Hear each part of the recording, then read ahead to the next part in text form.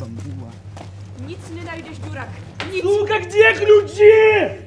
Не провоцируй меня! Я не такой, как они!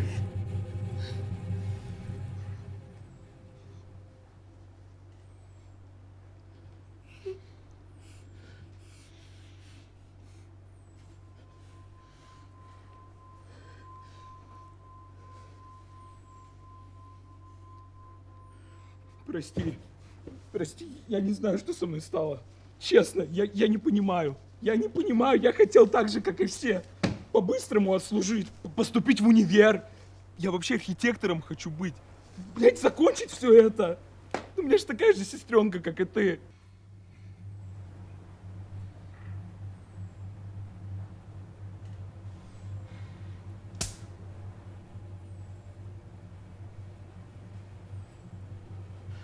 Вали, блядь!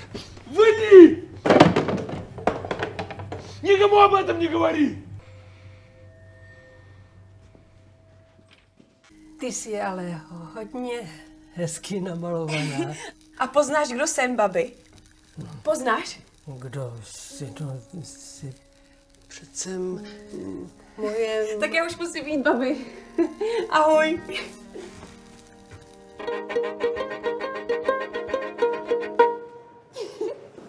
Ahoj, Tome. Ahoj. Je všechno v pohodě? Jasně, já jsem jenom moc ráda, že tě vidím.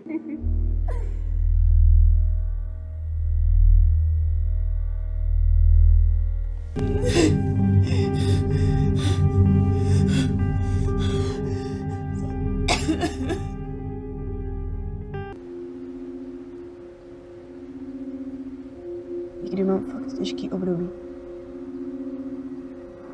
Tak těžký, že se nedokážu pohnout. Nedokážu vstát z postele nebo zvednout telefon. Nikdy jsem to nikomu neřekla. Strašně jsem se to bála říct, Tome.